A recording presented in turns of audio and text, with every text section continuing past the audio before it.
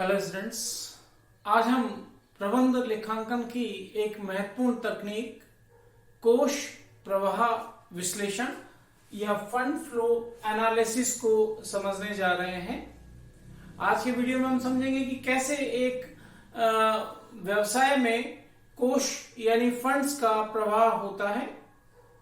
वास्तव में कोष प्रवाह है क्या, इसको या विश्लेषण है क्या, उसको समझने के लिए पहले स्थिति विवरण या बैलेंस शीट को दिमाग में लेके आइए, जिसमें एसेट्स और लायबिलिटी दो साइड्स होती हैं। परंतु सबसे महत्वपूर्ण बात यह है कि वो किसी एक पर्टिकुलर डेट को यानी वित्तीय वर्ष के अंतिम तिथि को स्थैतिक स्थिति को प्रकट करती है। चिट्ठा जो है वो केवल एक ही दिन में, उस अंतिम दिन में, वित्तीय वर्ष के अंतिम दिन में संपत्तियों में कितना विनियोग व्यवसाय के द्वारा किया गया है, एप्लीकेशन किया गया है, यूज किया गया है, और किस प्रकार से लायबिलिटी साइड क्या बतलाती है कि कैसे इन फंड्स को जनरेट किया गया है, प्राप्त किया गया, परंतु एक दिन।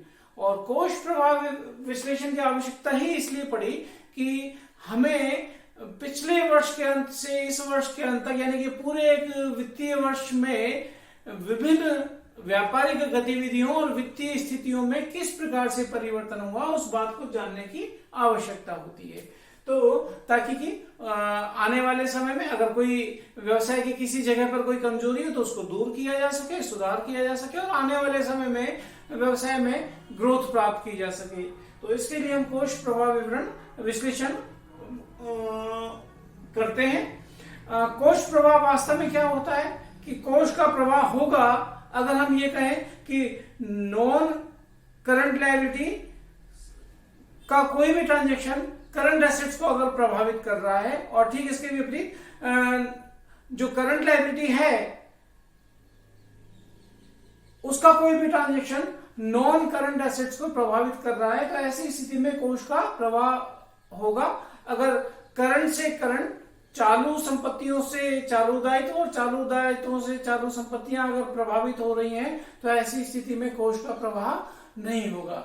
तो इस बात को ध्यान में रखते हुए कोष प्रवाह विश्लेषण को किया जाता है। कोष प्रवाह विश्लेषण की बहुत सारे महत्व हैं। सबसे पहले तो ये अपने अंशधारियों को विभिन्न स्थितियों की जानकारी देता है कि व्यवसाय में किस प्रकार से वित्त का उपयोग किया गया है और किस प्रकार से उनके हित व्यवसाय में सुरक्षित है, लाभांश वगैरह के मार्फत। प्रबंधकों के ये बहुत महत्वपूर्ण आधार है प्रबंधकों के लिए, ताकि वो उपयुक्त निर्णय ले सके और व्यवसाय के ग्रोथ के लिए, उन्नति के लिए आवश्यक कार्य कर सके। इसी प्रकार से ये शोधकर्ताओं के लिए, ऋणकर्ताओं के लिए, अन्य जो फर्म है इसी व्यवसाय में उनके लिए और सरकार के लिए भी पर्याप्त रूप से उपयोगी तकनीक है। अब हम बात करते हैं कि ये जो कोष प्रवाह विवरण है इसमें दो भाग होते हैं। हम उसको और आगे देखेंगे, पर अभी फिलहाल हम बात करें कि कोष प्रवाह के सोर्सेज कौन से हैं, स्रोत कौन से हैं, और कोष प्रवाह के उपयोग कौन से हैं, किन सोर्सेज से कोष जनरेट होता है, आता है, और किन जगह पर इसका उपयोग किया जाता है। तो जो आने का तरीका है या सोर्सेज हैं, सोर्सेज तो जैसे सबसे पहले तो व्यावसायिक गतिविधियां ही हुई। सबसे इंपॉर्टेंट सोर्स जो हुआ वो तो व्यावसायिक गतिविधियां ही होगा कि व्यवसाय जो भी काम कर रहा है, अगर वो ट्रेडिंग में है तो क्रय और विक्रय का, और मैन्युफैक्चरिंग में है तो रॉ मटेरियल परचेज करके, निर्माण करके उसको बेच के लाभ कमाने का। तो सबसे महत्वपूर्ण सोर्स तो इसका ऑपरेटिंग प्रॉफिट है। इसके अलावा अगर शेयर्स को इश्यू किया गया है तो उससे कोष प्राप्त हो सकता है। लॉन्ग टर्म लोन्स लिए गए हैं या डिबेंचर जारी किए गए हैं, उससे वो भी सोर्स है कोष का। इसी प्रकार से अगर कोई फिक्स एसेट्स और इन्वेस्टमेंट बेचे गए हैं तो बेचने से प्राप्त राशि जो हुए वो भी सोर्स ही कहलाएगी, फंड है। और अगर कोई नॉन ट्रेड रिसिप्ट हुई है, जैसे कोई डोनेशन प्राप्त हुआ है या डिविडेंड प्राप्त हुआ है, तो इस प्रकार की जो प्राप्तियां हैं वो भी व्यवसाय का सोर्स है। इसी प्रकार से अगर कोष प्रवाह के उपयोग की बात करें कि कोष प्रवाह हो रहा है यहाँ पर भी, जब हम उपयोग करते हैं कि जो कोष आया है इन सोर्सेस से जो अभी हमने डिस्कस किए, उनका उपयोग कहां पर किया जा रहा है। तो जो कोष के उपयोग होते हैं, उस कोष के उपयोग में सबसे महत्वपूर्ण बात तो वापस पहले वही कि अगर व्यापारिक क्रियाएं हैं और उनसे लाभ होने के स्थान पर अगर हानि हुई है तो वो उपयोग की श्रेणी में कहलाएगा जाएगा। इसी प्रकार से अगर प्रेफरेंस शेयर या अधिमान अंशों का शोधन किया गया है तो ये उपयोग है। डिवेंचर्स का अगर रिडिम्पशन किया गया है, शोधन किया गया है, तो ये भी उपयोग है। ऐसे ही लॉन्ग टर्म लोन्स का पेमेंट किया गया है तो उपयोग है। मान लो कोई टैक्स या डिविडेंड का चुकाया गया है तो वो भी उपयोग है। इसी प्रकार से कोई गैर व्यापारिक भुगतान, नॉन ट्रेड पेमेंट्स किए गए हैं तो वो भी उपयोग की श्रेणी में आएंगे। तो इस प्रकार से ये कोष के स्रोत और उपयोग होते हैं। अब हमारी बात आती है कि एक निश्चित क्रम से कैसे हम फंड फ्लो स्टेटमेंट को तैयार करें, बनाएं,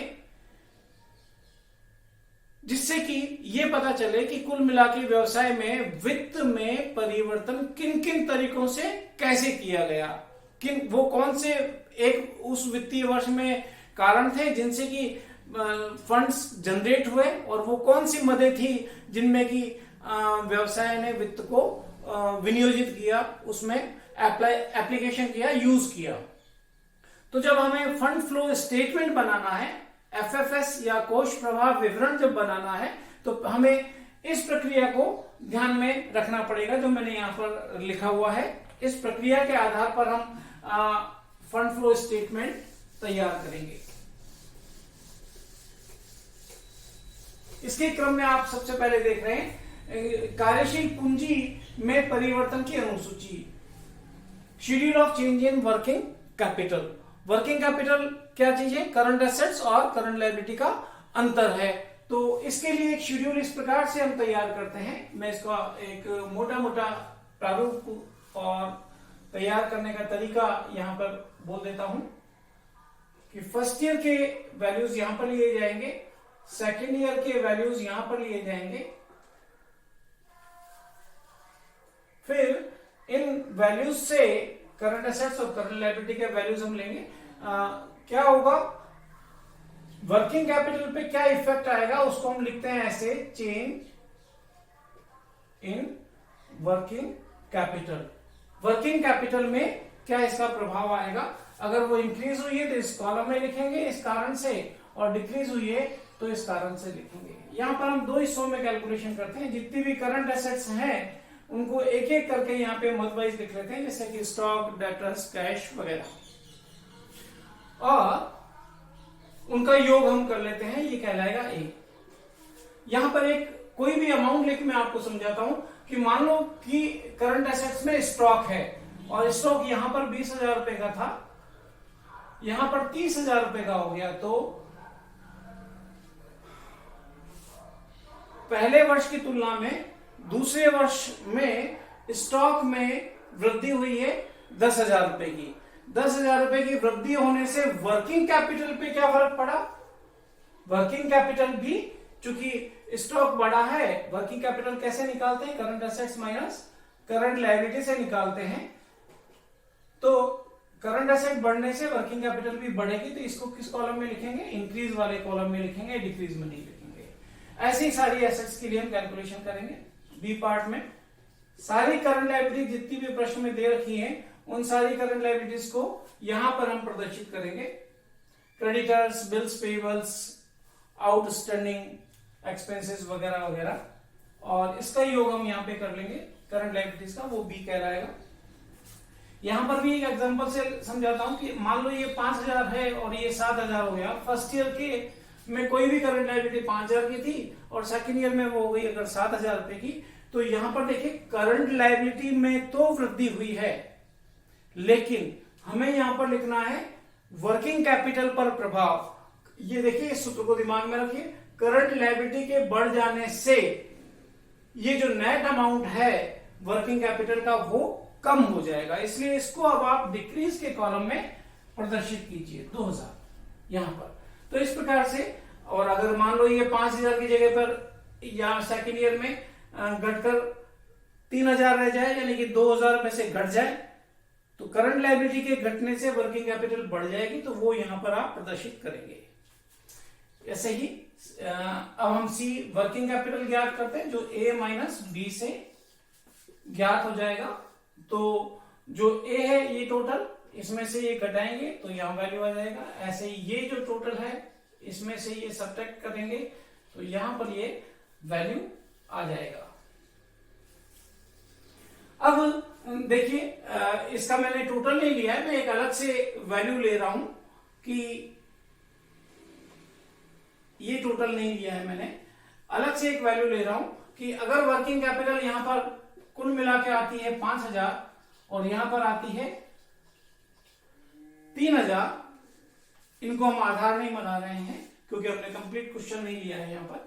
तो अब यहां पे देखिए कि इसका टोटल हम मिलाते हैं तो दोनों साइड में कितना आना चाहिए, 5000। तो एक बैलेंसिंग फिगर यहां पर भरी जाती है जो है 2000, जो पहले यहां पर कुछ नहीं थी। इसे हम यहां पर नाम देना है इंक्रीज या डिक्रीज, या तो इंक्रीज या तो डिक्रीज इन वर्किंग कैपिटल यहां पर लिखना है। तो यद्यपि यहां से ये आप देखिए क्या दिख रहा है ये कि वर्किंग कैपिटल पहले वर्ष की तुलना में दूसरे वर्ष में कम हो गई है, तो यहां पर इस जगह से चिन्ह शब्द लेके आना है डिक्रीज इन वर्किंग कैपिटल। यहां से 5000 से 3000 हो गई, इसलिए यहां पर यह अंतर का नाम आया है डिक्रीज इन वर्किंग कैपिटल 2000 रुपया। यह अलग बात है कि जब हम टोटल यहां की भी मिलाएंगे, ये दोनों भी समान आनी चाहिए, तब ये वैल्यू कहां पर आएगा, इंक्रीज के कॉलम में आएगा।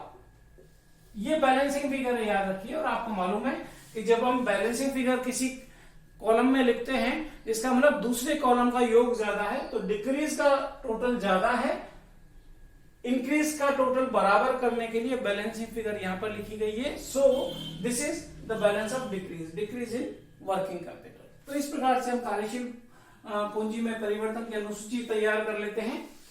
इसके बाद में दूसरी स्टेप बहुत महत्वपूर्ण है, यद्यपि इसको बहुत वेटेज नहीं दिया जाता है बुक्स में, लेकिन हमें चूंकि सवाल को करना है तो इस बात को याद रखेंगे, बहुत अच्छे से करेंगे।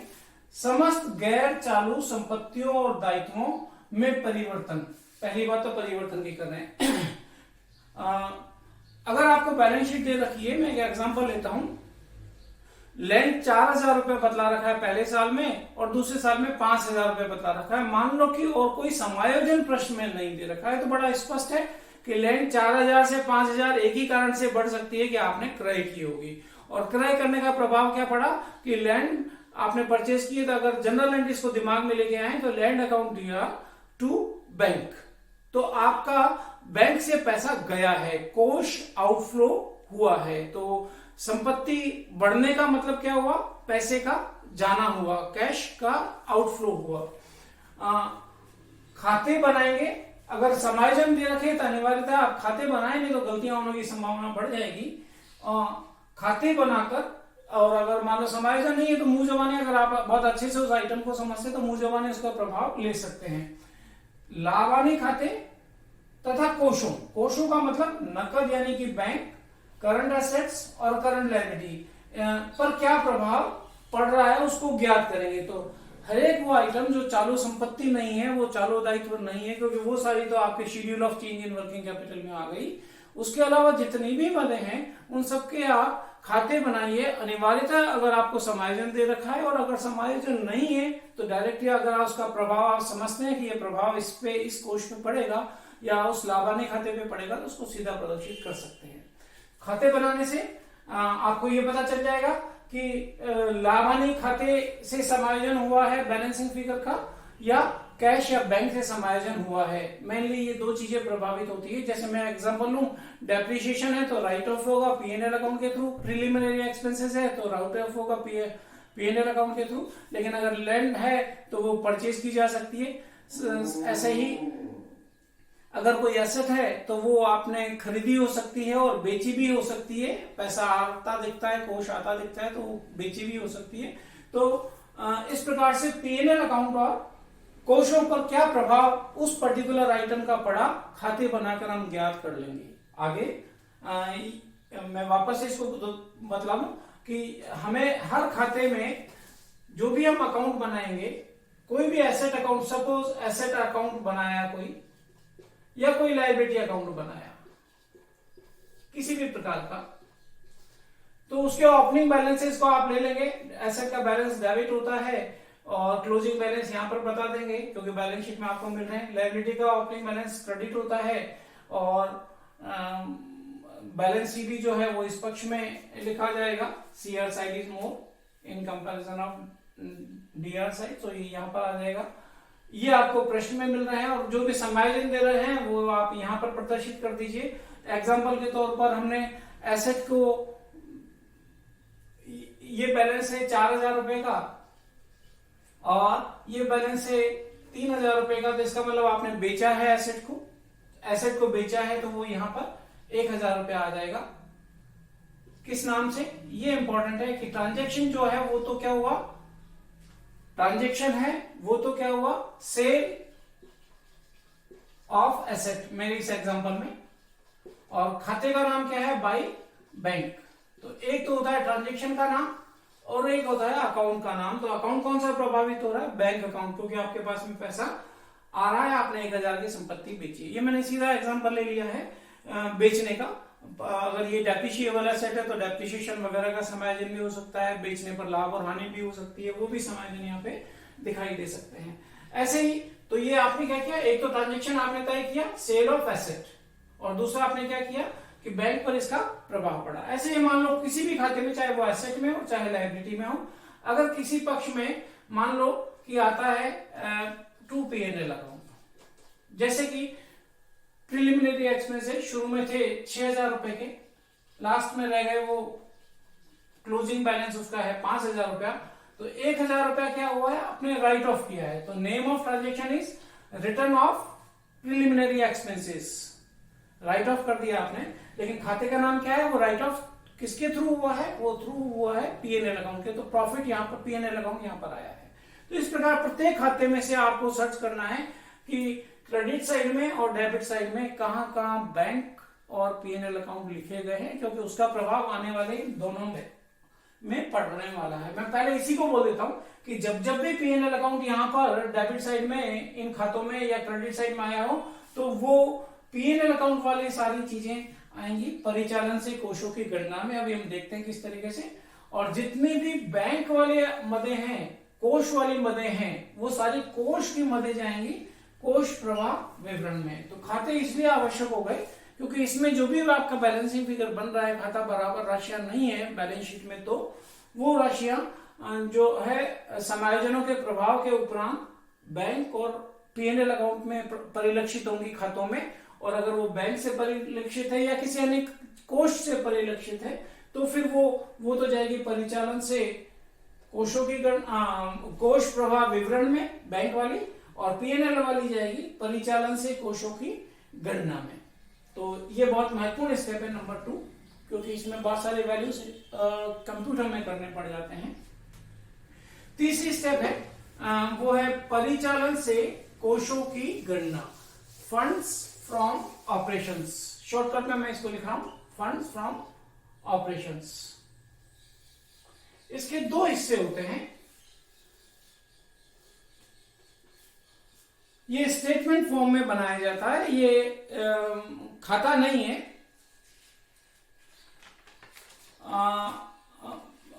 Fund from operation, fund from operation जो हमें, मैं वापस से लिख रहा हूं, ये तीसरी स्टेप जो है फंड फ्रॉम ऑपरेशन, ये दो तरीके से बनाया जाता है। या तो हम adjusted profit and loss account बनाकर इसको हम ज्ञात करते हैं, और या फिर हम एक स्टेटमेंट बनाकर उस स्टेटमेंट में नेट प्रॉफिट को आधार बनाकर या ओपनिंग और closing balance of P&L account लेके ज्ञात करते हैं।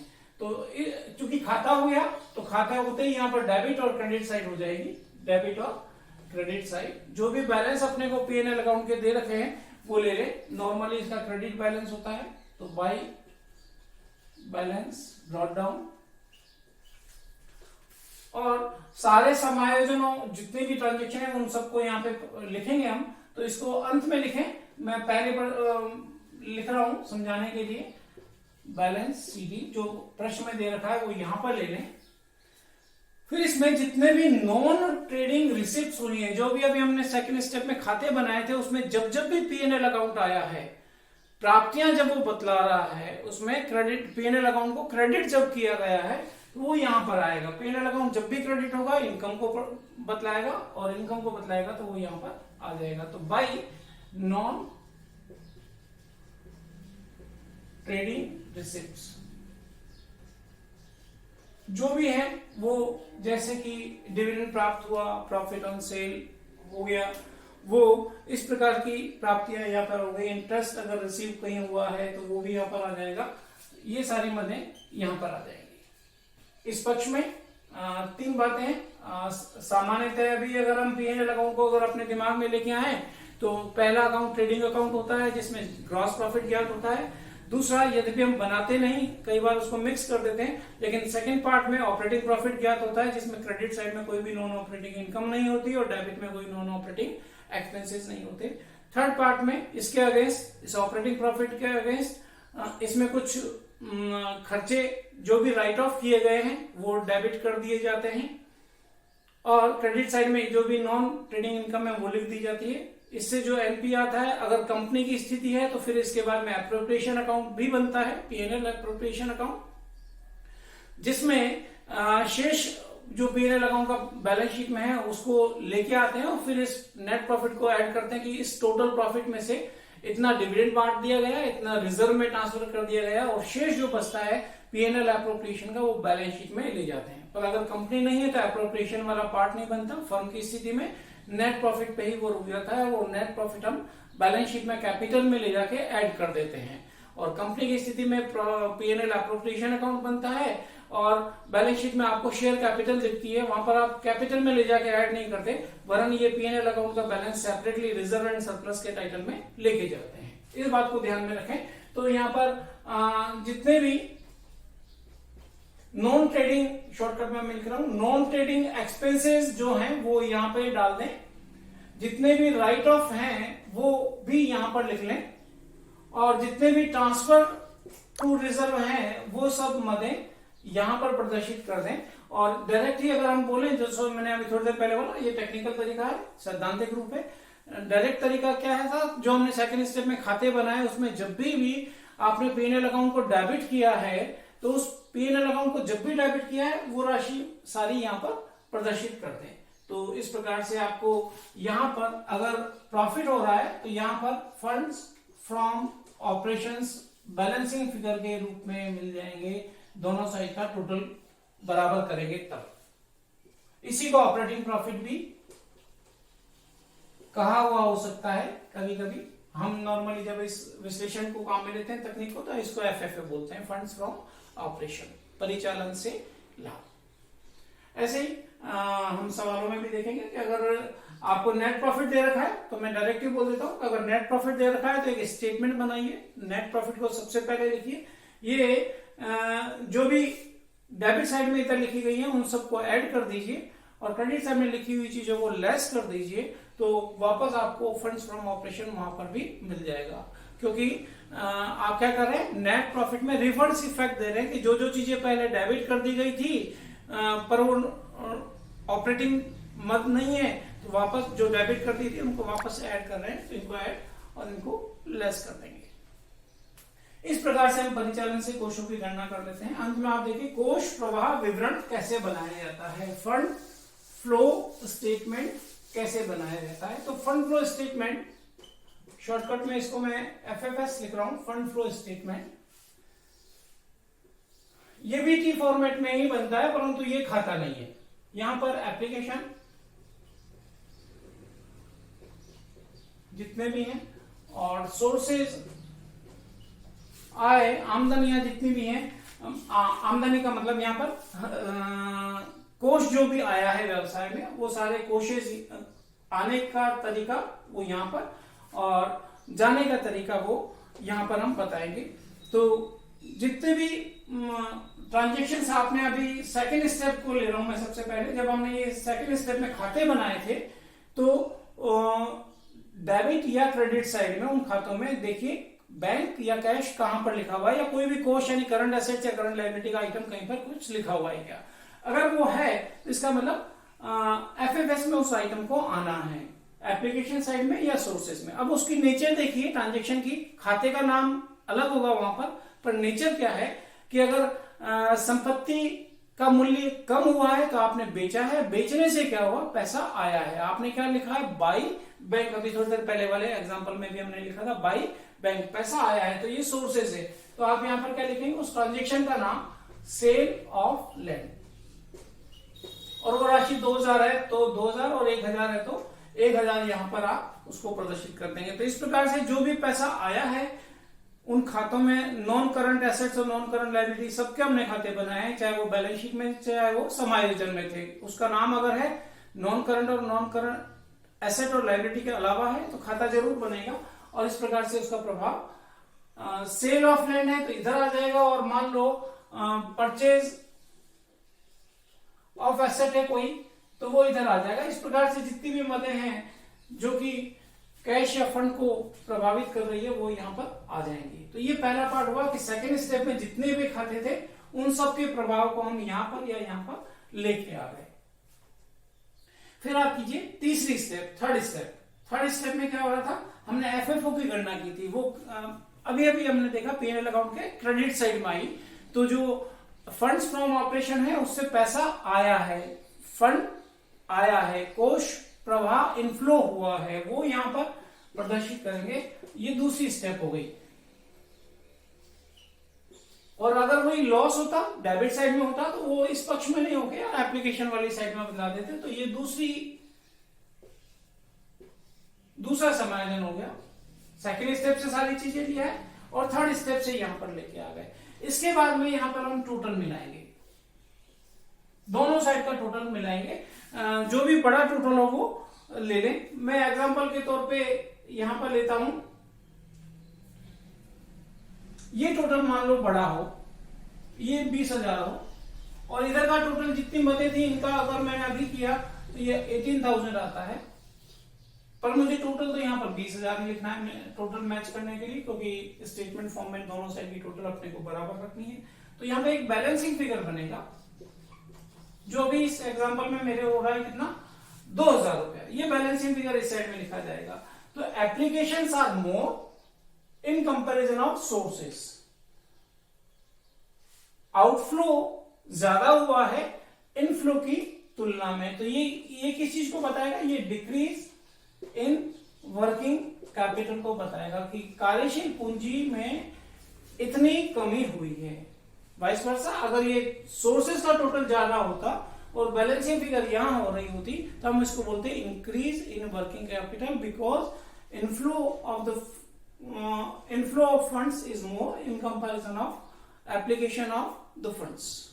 तो ये इस प्रकार से ये बैलेंस फिगर इधर या इधर बतलाएं और ये एफएफएस हमारा तैयार हो जाएगा। यहां पर एक बहुत महत्वपूर्ण बात है कि जब हम ये वैल्यू निकाल रहे हैं लास्ट में, ये फाइनल स्टेप हो गई अपनी, लास्ट में हम शायद यही वैल्यू लिख रहे होंगे, तो ये जो डिक्रीज आया है ये बिल्कुल मैच करना चाहिए जब आपने पहली स्टेप में जो कंप्यूटेशन की थी। पहली स्टेप के एंड में अगर आपके डिक्रीज इन वर्किंग कैपिटल है तो यहां पर भी डिक्रीज इन वर्किंग कैपिटल आना चाहिए। वहां पर अगर 2000 था तो यहां पर भी 2000 आना चाहिए। Schedule of change in working capital में अगर increase in working capital by 10,000 है तो इंक्रीज इन वर्किंग कैपिटल यहां पर